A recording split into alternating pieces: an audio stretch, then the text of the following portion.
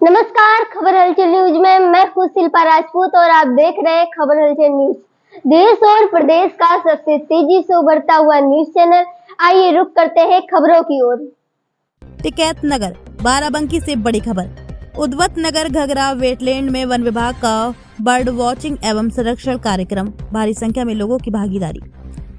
घाघरा तट स्थित उद्वत नगर वेटलैंड पर रविवार को वन विभाग ने बर्ड वॉचिंग एवं वेटलैंड संरक्षण जागरूकता कार्यक्रम आयोजित किया, जिसमें बच्चों, युवाओं, स्थानीय ग्रामीणों और प्रकृति प्रेमियों की बड़ी संख्या में मौजूदगी रही।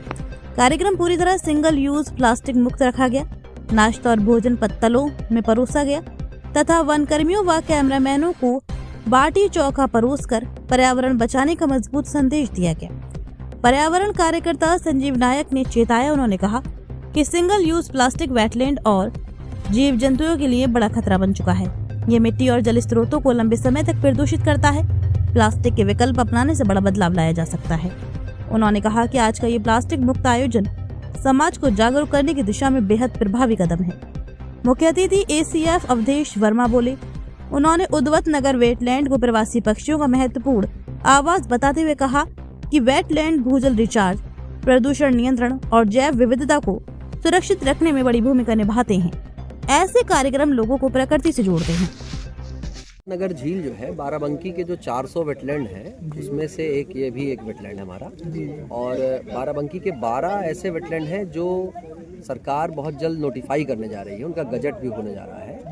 और उसमें से ये एक झील है उद्वत नगर झील, बहुत ही फेमस झील है। यहाँ इसको घगरा झील भी कहते हैं और कुछ लोग इसको लटकनिया भी कहते हैं। मैं तो इसको लटकनिया के नाम से जानता था, लेकिन अभी पता चला कि ये घगरा ही है बेसिकली। और इसका उद्देश्य ये था कि लोगों में जन जागरूकता आए और बाहर से फोटोग्राफर्स को जो बुलाया गया है, फोटोग्राफर जब यहाँ आएंगे तो उनके फुटप्रिंट जैसे से बढ़ेंगे तो इस झील को कंजर्व करने के लिए हम एक कदम और आगे बढ़ पाएंगे। मूल उद्देश्य इसका यही था, फुटप्रिंट्स बढ़ेगा और गांव के लोगों में जन जागरूकता बढ़ेगी, यही इसके पीछे एक उद्देश्य था। सर, इस झील में कौन कौन से पक्षी आज देखे गए हैं? देखिए, ये विंटर्स है, सर्दियों में बाहर के बहुत सारे पक्षी आ जाते हैं। और हमारा जो सेंट्रल एशियन फ्लाईवे है उसको बोलते हैं, दुनिया में 7 तरह के फ्लाईवे हैं, उसमें से एक फ्लाईवेज है।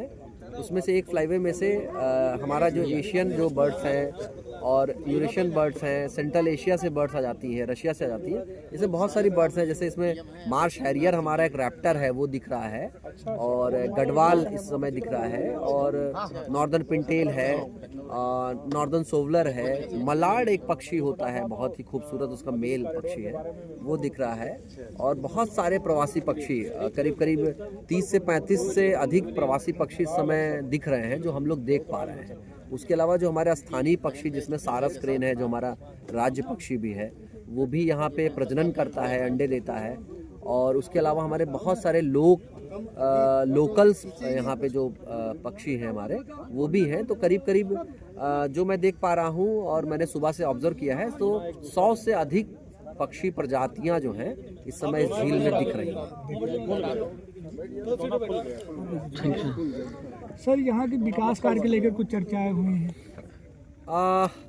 देखिए, मैं ये नहीं जानता कि विकास को आप लोग किस तरह से देखते हैं, मीडिया किस तरह से देखता है, लेकिन मैं as a wildlife photographer विकास का मतलब मैं अपने वेटलैंड कंजर्वेशन को जोड़ता हूँ कि जब मेरा वेटलैंड कंजर्व हो जाएगा तो मैं समझूंगा कि विकास हो गया। और मुझे लगता है कि विकास के नाम पर केवल कंस्ट्रक्शन करा देना, रोड बना देना, सड़कें बना देना वो बहुत नहीं है। मैं तो as a wildlife photographer सोचता हूँ कि हमारा वेटलैंड कंजर्व हो जाए, मैं उसको विकास मान लूँगा। अच्छा, ये झील को लेकर कहीं चर्चाएं हुई हैं विकास को लेकर? हाँ, कई बार, बिल्कुल कई बार ऐसा है। और चूंकि ये अच्छा वेटलैंड है और ये कंजर्व होने के कगार पर है, जैसे ये आज का कार्यक्रम हो रहा है तो इससे गांव के ग्रामीणों में भी एक नए ऊर्जा का संचार होगा। उन्हें भी लगेगा कि नहीं, हमें झील को बचाना है। तो और अगर ऐसा होगा तो कुछ बेसिक्स यहाँ पे जो मिनिमम जो हम काम कर सकते हैं ग्राम प्रधान जी के साथ में मिलकर के, ब्लॉक के साथ मिलकर के, और यहाँ पे जैसे हमारी फुट ट्रेल्स बन जाएं, यहाँ की कनेक्टिविटी मतलब एक पैदल आने का मार्ग एक प्रशस्त हो जाए। बाकी सुरक्षा है, बाहर से आने वाले लोगों को सुरक्षा का, जैसे मैं खुद बाहर से आता हूँ तो यहाँ पे थोड़ा सा सुरक्षा के लिए भी कुछ कदम हो जाए, गांव के लोग उसमें जुड़ जाएं इस मुहिम से। कोशिश ये है कि आज हमारे एक साथी भाई ने उन्होंने एक सुझाव दिया, कोशिश करेंगे कि एक सामूहिक सहभागिता को भी हम जोड़ेंगे यहाँ से, और उसके बाद यहाँ पे इको पर्यटन के लिए भी कुछ काम होगा तो बहुत अच्छा रहेगा। एसडीएम अनुराग सिंह का बड़ा बयान, वेटलैंड संरक्षण सिर्फ सरकारी जिम्मेदारी नहीं, सामाजिक कर्तव्य भी है। इको टूरिज्म और बर्ड वॉचिंग स्थानीय अर्थव्यवस्था को मजबूत करते हैं। ग्रामीणों और युवाओं को पर्यावरण सुरक्षा के लिए आगे आना होगा। नम भूमि संरक्षण की सीईओ सरिता ओझा ने कहा, वेटलैंड के नष्ट होने से सबसे अधिक खतरा जैव विविधता पर आता है।